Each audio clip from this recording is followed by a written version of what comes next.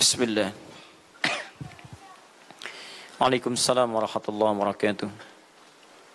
Ustadz, mohon pencerahannya. Ini sudah cerah situasi, cuaca sudah bagus. Mengenai peringatan Maulid Nabi Muhammad SAW, apa hukumnya? Dan bagaimana kalau umat Islam memperingatinya? Terima kasih atas pencerahannya. Waalaikumsalam warahmatullahi wabarakatuh. Baik, saya ingin kita paham dulu akar persoalannya. Al-Quran surah ke-61 ayat yang ke-6 paling kiri sebelah atas. Quran surah kedua Al-Baqarah ayat 129 paling kiri sebelah atas. Kemudian Al-Quran surah Yunus 10 ayat 57 sampai 58. Ditutup dengan At-Taubah di dua ayat terakhir.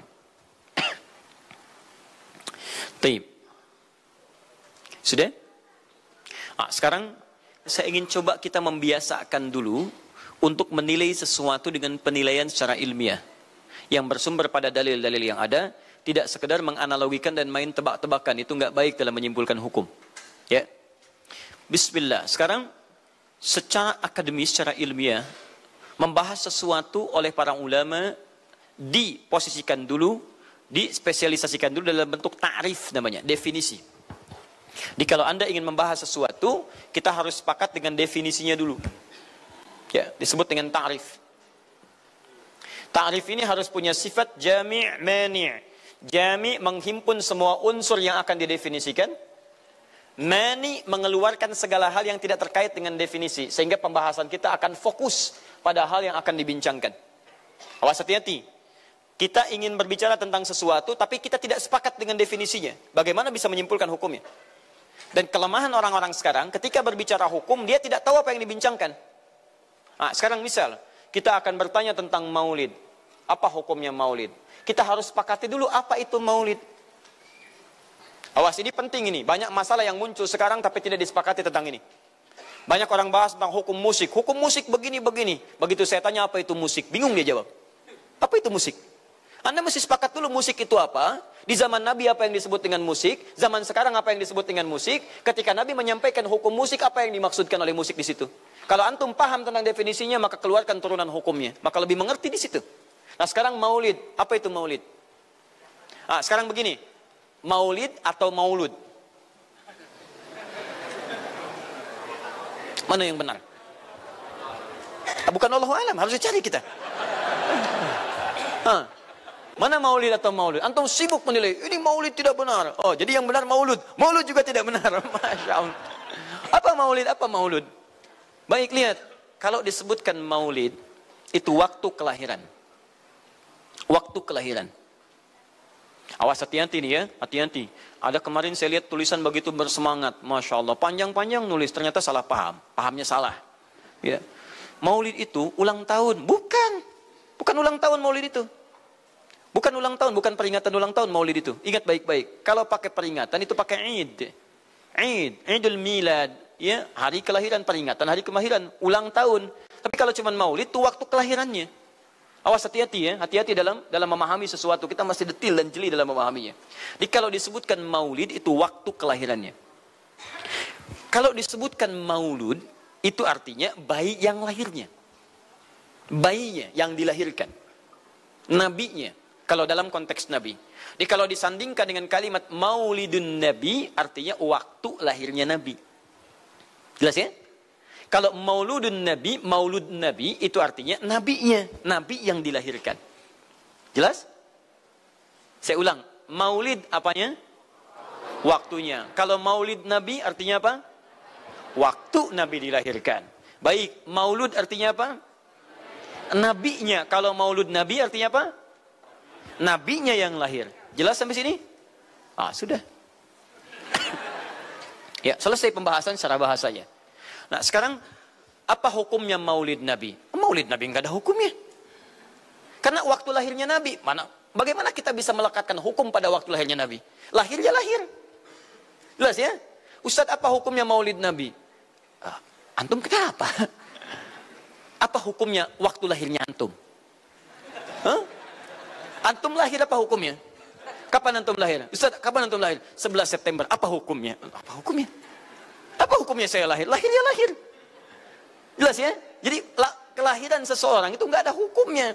Qadar Allah yang menjadikan dia terlahir. Dan dengan kelahiran itu dia punya misi dalam kehidupan. Mencari bekal untuk kembali kepada Allah subhanahu wa ta'ala. Jadi kalau bertanya hukum kelahiran seseorang, lahir ya lahir. Nggak ada hukumnya di situ. Paham ya? Hukum itu terletak pada perbuatan seseorang, bukan pada kelahiran seseorang. Ketika dia berbuat dengan aspek kesadarannya, maka muncul hukum di situ. Awas, antum pun mesti belajar tentang hukum. Jangan salah menyebutkan hukum. Hukum terletak pada perbuatan, bukan pada benda, dan bukan terletak pada waktu. Jadi ketika ada perbuatan melekat pada benda dan waktu itu, maka muncul hukum. Apa hukum gelas? Halo? Tidak ada hukumnya.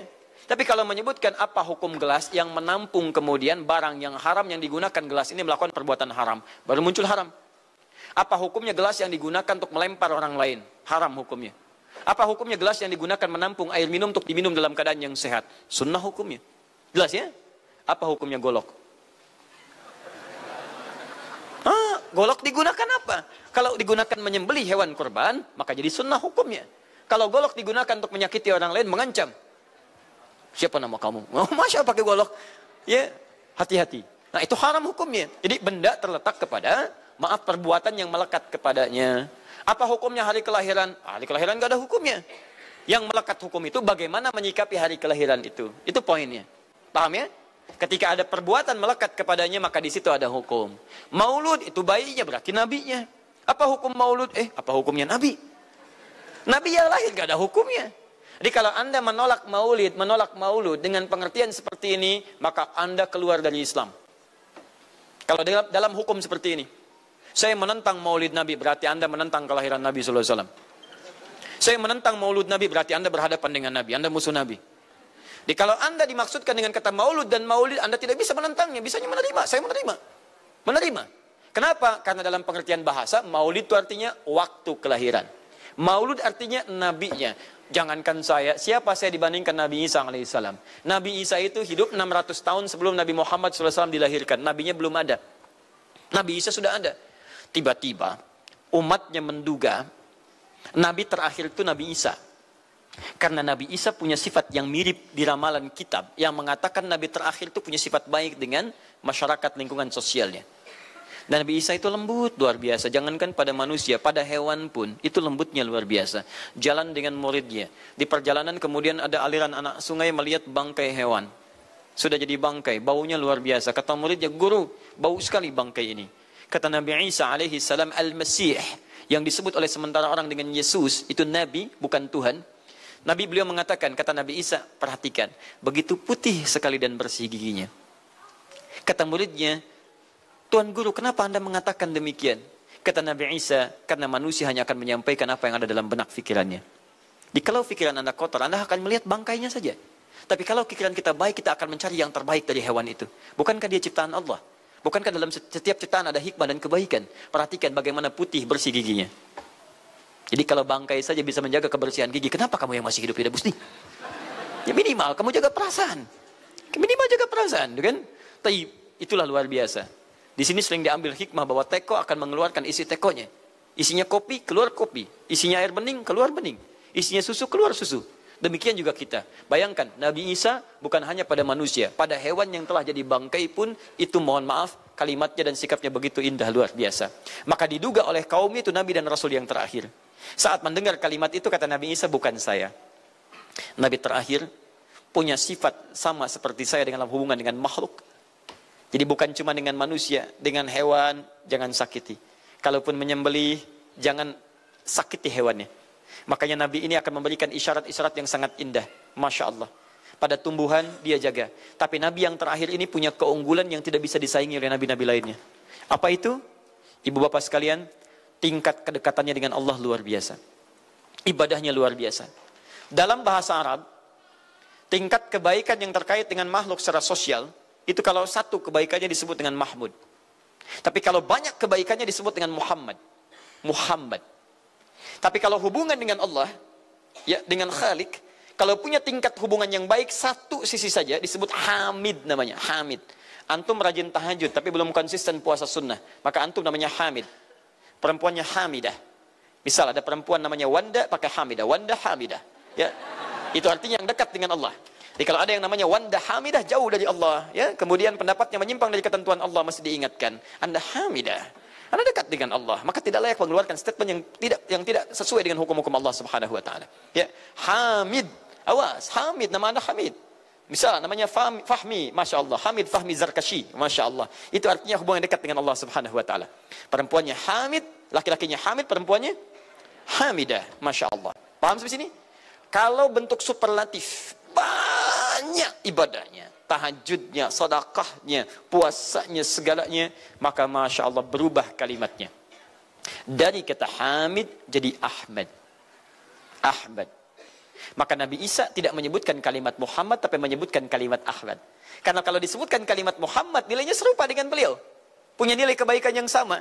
Nabi Isa baik pada hewan, Nabi Muhammad baik pada hewan. Kata Nabi, lihat, kalau Nabi Isa sudah jadi bangkai, Nabi Muhammad ketika hewan akan disembelih pun, disembelih, kata Nabi jangan sakiti dalam penyembelihannya. Tajamkan dulu pisaunya. Ketika menyembelih, jangan lakukan berkali-kali. Kata Nabi, tajamkan, begitu anduk kemudian sembelih, seketika selesai. Cari urat yang membuat cepat darahnya keluar. Nabi itu. Dan dalam menajamkan itu, antum jangan memperlihatkan depan hewannya. Tidak boleh. Kandidat selanjutnya, siap-siap ya. Masya Allah, tidak boleh. Awas saat kurban tuh. Kadang suka lupa antum tuh. Ya di bawah sini, ini masih begini-begini tuh. Itu menyakiti hewan secara fisiologis. Nggak boleh, nggak boleh. Ya, awas. Ya, tayyib. Tumbuhan, lihat. Tumbuhan. Nggak boleh dalam keadaan perang. Perang itu kan luar biasa dahsyat. Emosi memuncak, segalanya ada. Tapi Nabi katakan, jangan rusak tanaman. Dahsyat, cuma dalam Islam. Itu yang 212 tahun lalu itu, Masya Allah, nggak ada yang nginjak rumput, nggak injak macam-macam. Ya, itu yang kameramen yang nginjak rumput tuh. Ya, kameramen nginjak rumput tuh. Yang kameramen begitu diinjak, dimunculkan di media gitu kan. Wah, tapi lihat betapa rapi, bersih. Itulah Islam. Tapi jangan cuma 212 saja. Ya, 312, 412, 484 dan sebagainya. Jadi, semua yang ada setiap hari kita jaga. Ada tumbuhan, jaga. Yang praktekkan negara lain. Di New Zealand ada tumbuhan, antum sedang ngidam. Papa pengen daun itu, tunggu sampai jatuh. Nggak bisa diambil. Begitu diambil, denda. Padahal yang punya teorinya Islam. Tapi hubungan dengan Allahnya itu bukan Muhammad, tapi Ahmad. Makanya Nabi Isa mengatakan, wa mubasysyara bi rasulin ya'ti min ba'di ismuhu Ahmad. Saya kasih kabar gembira. Rasul terakhir bukan saya. Tapi seseorang yang nilai ibadahnya lebih daripada saya. Jaminan surganya sudah ada. Bahkan turun surah kepadanya. Inna a'tainakal kautsar. Dirinya dijaga dari kesalahan, maksum. Sifatnya luar biasa baik. Tapi itu tidak menghentikan dia untuk mendekat kepada Allah dengan sifat yang luar biasa. Kata Sayyidah Aisyah di Al-Bukhari, nomor hadis 2010 sampai 2012. Ya Rasulullah, alam takun ma'suban. Alam takun madmunan. Lima hakadha. Kenapa sampai bengkak-bengkak begini Anda tahajud? Bukankah Anda dijamin masuk surga? Dijaga dari kesalahan. Apa kata Nabi? Afala akunu abdan syakura. Apa aku nggak boleh jadi hamba yang bersyukur kepada nikmatnya Allah Subhanahu wa taala. Tahajudnya sampai bengkak. Nabi, Rasul, ahli surga. Dijaga dari kesalahan, tidak ada hisabnya, masih mau tahajud sampai bengkak kakinya. Ditanya oleh istrinya, kenapa sampai begini? Kata beliau, ringan saja. Nggak boleh aku bersyukur. Masya Allah, ada orang Nabi bukan, Rasul bukan. Surga belum ada jaminan, amal berantakan, hisab menegangkan. Masya Allah, bangun mata bengkak. Kaki biasa. Tahajud tidak subuh lewat. Ini Masya Allah. Cita-cita surga Firdaus. Luar biasa. Makanya Nabi Isa mengatakan Ahmad bukan Muhammad. Dan ini bukan isyarat Nabi baru. Karena nama yang melekat pada Nabi terakhir semuanya sifat. Bukan nama zat. Ini bukan melegalkan ada seorang bernama Nabi baru datang kemudian namanya Ahmad. Bukan. Kata Nabi, saya Nabi terakhir. La Nabi ya ba'di, nggak ada Nabi setelah saya. Jadi nggak ada istilah Ahmadi. Pengikut Ahmad nggak ada. Ya, dalam arti pengikut Nabi Muhammad sallallahu alaihi wasallam. Yang jadi clue persoalan kita terkait dengan pertanyaan ini, Anda bisa bayangkan, Nabi Isa 600 tahun sebelum lahirnya Nabi Muhammad sallallahu alaihi wasallam. Perhatikan, ikutan bahagia dengan kelahiran Nabi. Sampai kebahagiaannya diungkapkan pada umatnya. Saya kasih kabar gembira ya. Nggak mungkin orang kasih kabar gembira perasaannya sedih. Kenapa saya kasih kabar gembira? Nggak ada. Kasih kabar gembira itu dalam keadaan bahagia hatinya. Kalaupun menangis, tangisan kebahagiaan. Anda bisa bayangkan, Nabi, Rasul, mukjizatnya hebat. Sekali usap, penyakit sembuh. Menghidupkan orang mati, keduanya dengan izin Allah Subhanahu wa ta'ala. Bahagia dengan kelahiran Rasul sallallahu alaihi wasallam. Antum Nabi bukan, Rasul bukan. Maaf, tidak punya mukjizat seperti Nabi Isa. Mayat dipanggil-panggil nggak bangun, diusap penyakit makin sakit. Tuh, lalu antum tidak bahagia dengan kelahiran Nabi, antum siapa? Nabi Isa aja bahagia, masa antum bukan Nabi tidak bahagia? Dan hebatnya, ada orang bisa bahagia, nabinya belum lahir. Biasanya sifat bahagia dalam kelahiran itu setelah bayinya lahir, bukan sebelum lahir. Alhamdulillah, alhamdulillah. Akhi, kenapa antum? Alhamdulillah, saya punya anak laki-laki namanya Abdurrahman. Kapan? Nanti setelah menikah. Ini Masya Allah. Nikah aja belum, kenapa bisa memberikan kabar gembira? Antum kenapa, akhi? Itu lihat, akhi boy tiba-tiba seperti itu. Orang bingung. Akan bubar pengajian kalau ustadznya begitu. Ya, jadi mustahil ada orang memberikan kabar gembira ketika bayinya belum lahir. Tapi kemuliaan Nabi Muhammad SAW menjadikan seorang Nabi Isa belum lahir, nabinya sudah merasakan gembira dan memberikan kebahagiaan pada umatnya. Kalau bukan Nabi Muhammad, mustahil. Ada kemuliaan tersendiri bagi Nabi Muhammad SAW. Setiap Rasul menantikannya. Nabi Isa menantikan. Masa antum tidak menantikan itu? Jadi kalau ada orang menolak maulid dalam arti waktu kelahirannya, maka dia telah ingkar pada Nabi Muhammad SAW. Maulud Nabi Ibrahim alaihissalam. Antum kenal Nabi Ibrahim? Oh, Masya Allah. Luar biasa.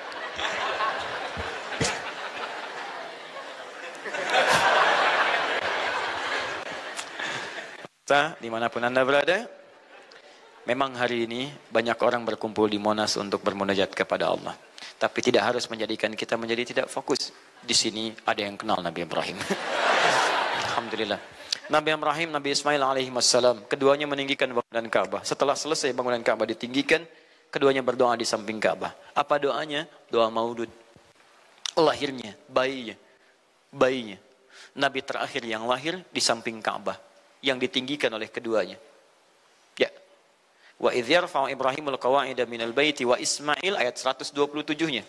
Setelah selesai meninggikan bangunan pondasi Ka'bah ini, keduanya berdoa di samping Ka'bah. Di antara doanya ayat 129-nya. Rabbana wab'ath fihim rasulan minhum yatlu 'alaihim ayatika wa yu'allimuhumul kitab wal hikmah wa yuzakkihim innaka antal azizul hakim. Ya Allah, mohon utus seorang rasul dari kalangan mereka di tempat ini yang lahir di sekitaran ini.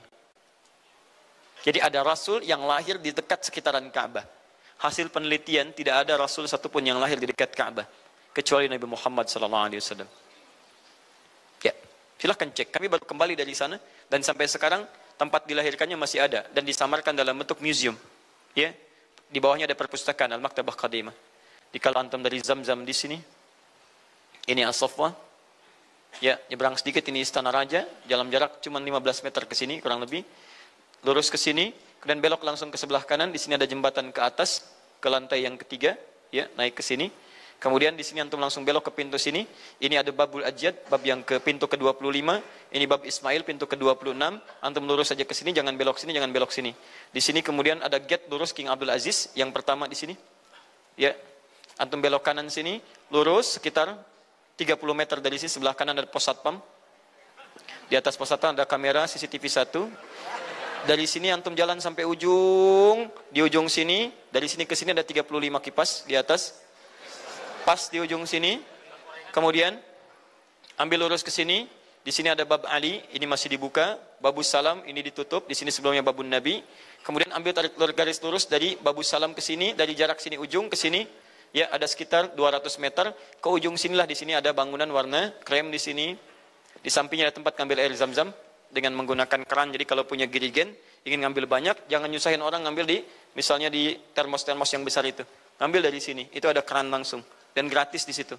Ya, beli kompannya sekitar 5 real, antum ambil dari situ, masukkan airnya, bisa bawa ke hotel. Isi kapan bolak-balik di sini. Sampingnya persis, ini tempat Nabi dilahirkan. Ini maulud Nabi, bayinya lahir di sini. Ya, bayinya lahir di sini. Cuman disamarkan oleh pemerintah kerajaan Arab Saudi supaya tidak dikultuskan tempat ini. Karena begitu pernah ada yang tahu ini, banyak salah ibadah. Kan Ka'bahnya di sini, sholatnya ngadep ke sini. Betul Pak, Bu, pernah terjadi. Makanya kalau antum lihat, dari ujung saya sudah kelihatan. Dari ujung sudah ada di sini warna biru.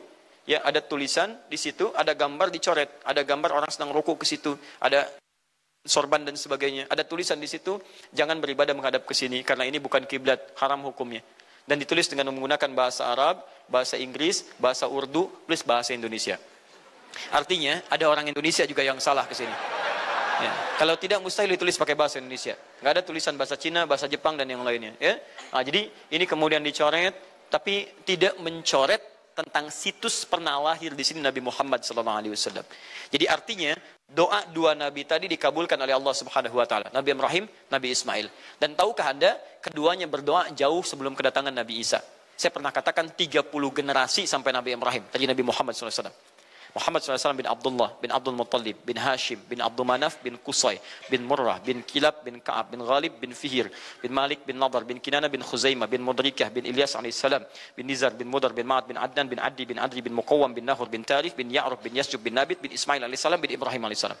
30 generasi. Ulangi Mas Boy. 30 generasi. Dari Nabi Ibrahim sampai Nabi Ismail alaihissalam, ya sampai kemudian ke Nabi Muhammad sallallahu alaihi wasallam. Anda bisa bayangkan nggak? Dua orang nabi, dua orang rasul. Gelar yang pertama Ibrahim alaihissalam Khalilullah, yang paling dekat dengan Allah. Jaminan surganya ada. Nabi Ismail disebut dengan gulamun halim oleh Al-Quran, yang paling perasa, yang paling dekat dengan Allah Subhanahu Wa Taala. Dua orang nabi paling dekat dengan Allah, disayang Allah, dijamin masuk surga. Inspirasi kisahnya sampai kita ke sekarang mendoakan kepada Allah tentang maulud Nabi, sehingga lahirnya Nabi Muhammad SAW 30 generasi setelahnya. Antum, Nabi bukan, Rasul bukan, tidak sedekat keduanya dengan Allah, jaminan surga nggak ada, hisab menegangkan, amalan berantakan. Kisah hidup antum belum tentu jadi inspirasi di masa depan. Sekarang pun tidak. Tiba-tiba antum menolak maulud, antum siapa? Kalau antum menolak maulud, berarti antum menolak Nabi SAW. Dalam pengertian baiknya. Jelas ya? Jadi kalau kemudian ada disebutkan maulid dan maulud, itu artinya maulid waktu kelahiran, maulud bayi yang dilahirkan. Sekarang, bagaimana menyikapi maulid dan maulud itu? Saya tahu nabinya dilahirkan, nabinya sudah ada. Jelas ya? Maka kemudian saya pun tahu waktu kelahirannya. Bagaimana kemudian menyikapi itu semua? Maka Masya Allah, Quran surah ke-11 tadi, 10 tadi, Yunus, ayat 57 sampai 58. Kalau sampai kemudian ke 58-nya, faliyafrahu. Gembira antum. Gembira, bahagia, silahkan. Ya, maksud tidak gembira, Nabi Isa gembira, kita tidak gembira. Ya, Nabi Ibrahim gembira, kita tidak gembira. Nabi yang tidak melihatnya gembira. Masa kita yang mendapatkan bagian Nabi tidak gembira? Jelas ya? Nabi yang mengharapkan hadir saat kedatangannya gembira. Kita yang mendapatkan kedatangan beliau walaupun tak mampu melihatnya dan kita menjadi umatnya, masa tidak gembira? Umat dulu bukan bagian umat Nabi Muhammad karena Nabi Muhammad tidak hadir di zamannya. Gembira dengan berita kedatangan Nabi Muhammad padahal nabinya belum datang. Masa kita yang jadi umatnya yang nabinya telah kemudian kita dapati walaupun tidak melihatnya, masa kita tidak ikutan gembira? Maka pertama kita mesti gembira. Maka yang kedua, bagaimana mengekspresikan kegembiraan itu? Maka contoh-contoh dari Nabi SAW, bagaimana mengekspresikan kegembiraan-kegembiraan dengan Nabi SAW itu, pertama Nabi sendiri menyikapi hari kelahirannya dengan berpuasa di hari Senin. Jelas ya? Ini bagi Nabi sendiri pribadinya. Nanti jadi hukum untuk kita. Maaf, saya akan tafsirkan lebih luas karena ini jadi hukum-hukum turunan. Ketika Nabi puasa di hari Senin ditanya, ya Rasulullah kenapa engkau puasa? Kata Nabi, dzaka yauma wulidtu, bima makna.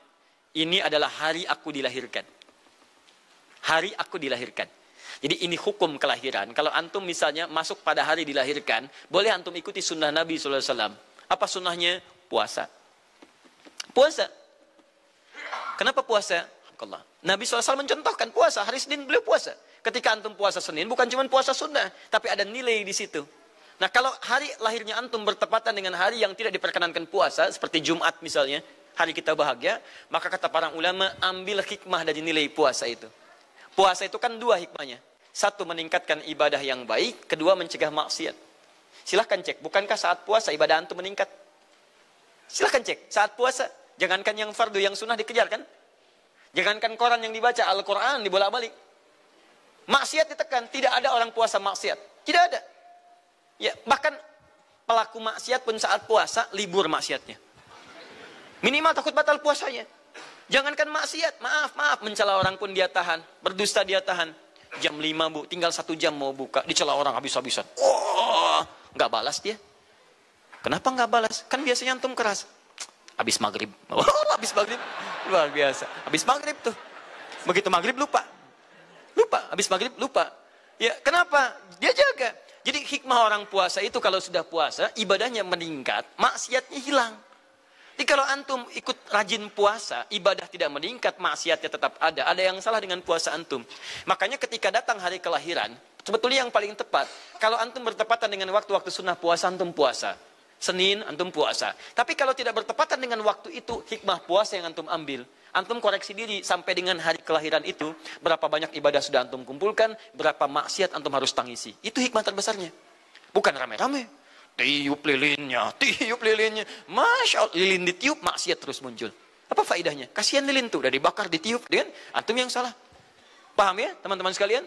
Nah, sekarang bagaimana para sahabat menyikapi kelahiran Nabi SAW, kedatangan Nabi SAW, dan menyikapi keberadaan Nabi SAW.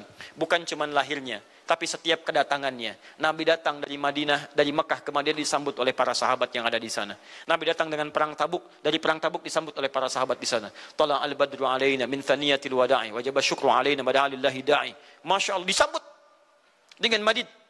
Bukti kesenangan mereka kepada Nabi SAW. Ada yang memuji Nabi SAW seperti Hasan bin Thabit. Buat puisi-puisi memuji Nabi.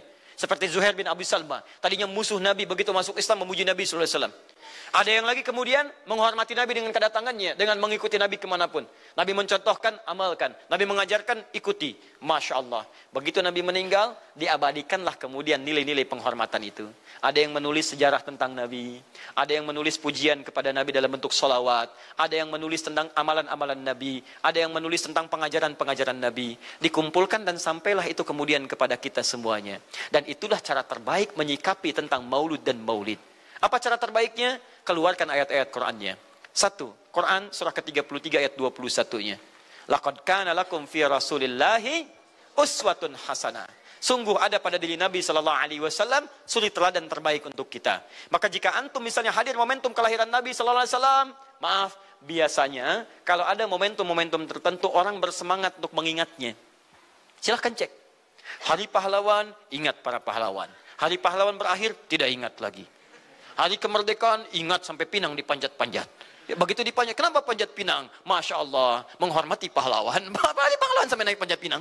Luar biasa. Ada yang tarik tambang, ya, menghadirkan energi para pahlawan. Antum bisa bayangkan, momentumnya ada. Begitu hilang itu semua, tiba-tiba hilang lagi kemudian ingatan kita. Artinya, selalu ada momentum untuk mengajak kita mengingat sesuatu. Begitu Ramadan, ingat lagi amalan. Hilang Ramadan, hilang lagi kemudian amalan.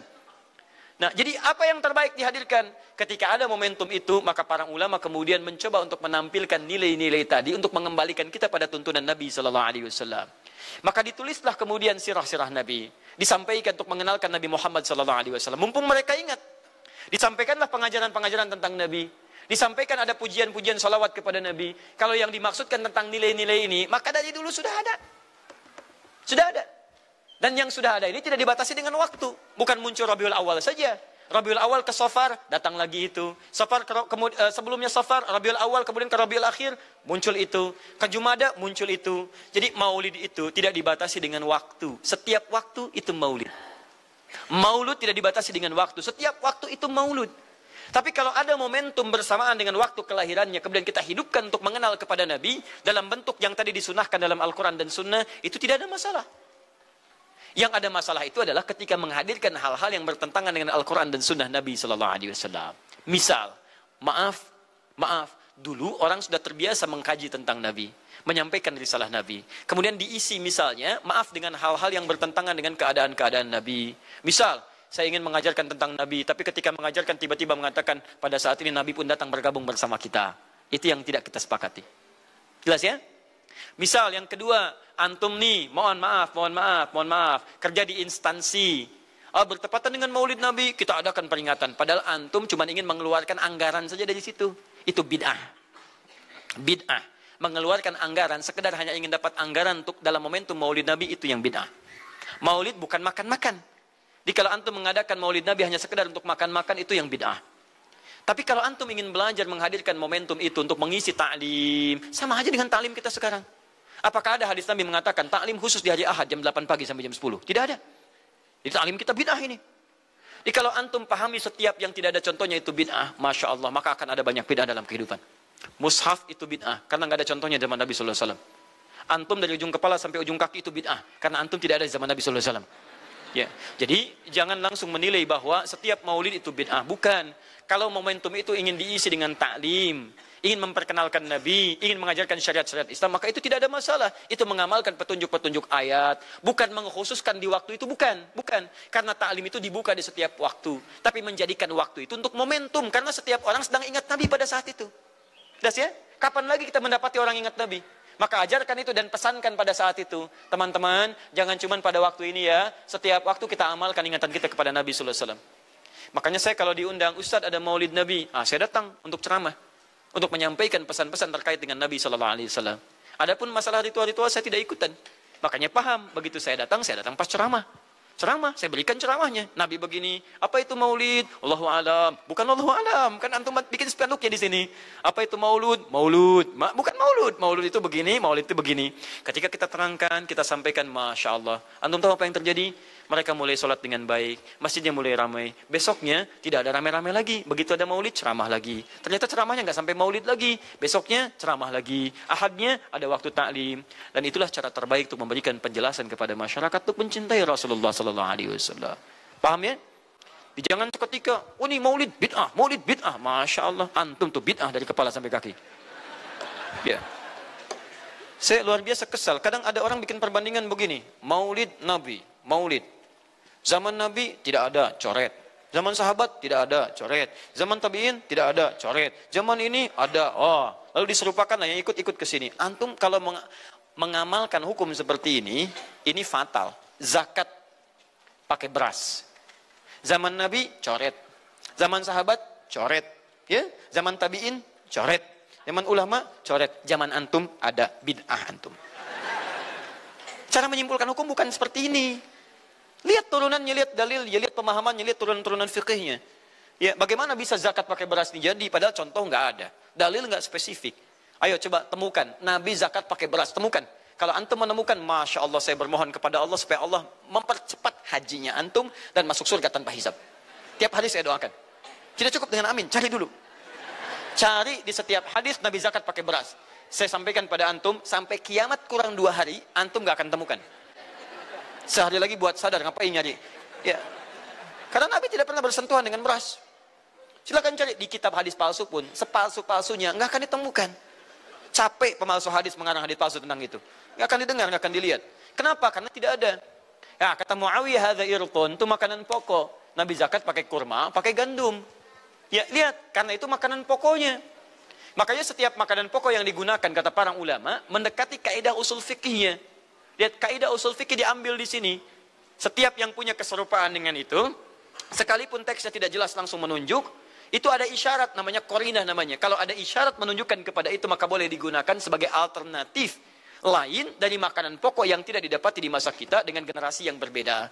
Tapi kalau makanannya sama di setiap generasi, dia zakatnya pakai itu. Makanya orang Arab sampai sekarang pakai kurma, ada yang pakai gandum. Kita makanan pokoknya bukan itu. Antum makanan pokoknya apa? Beras, Masya Allah, beras. Baik pemirsa, beras itu makanan pokok bagi hewan yang bertembolok ya. Ayam, bebek itu beras. Baik, makanan kita nasi. Dan nasi bersumber dari beras. Baik, nasi bersumber dari beras. Jadi kalau kita ingin zakat pakai beras, boleh tidak? Nah, lihat bagaimana cara pendekatannya. Dalil belum ditemukan aslinya. Seperti maulid tadi, menyikapi dengan taklim macam-macam, nggak ada nas aslinya. Tapi korinahnya ditemukan, sama-sama makanan pokok, sama-sama taklim, sama-sama meminta untuk ikut ajaran, sama-sama mereka ingat tentang Nabi SAW. Maka semua hukum itu kita terapkan, jadilah hukum terapan dalam kehidupan kita. Paham? Dan itu tidak disebut dengan bid'ah. Jelas ya? Bid'ah. Alhamdulillah. Tapi kalau yang rame-rame tadi, yang tidak jelas ya, hanya menghabiskan anggaran, makan-makan tidak karuan, meyakini ini itu dan sebagainya, saya tidak sepakat dengan itu. Saya tidak sepakat. Allah Ta'ala alam bisawab.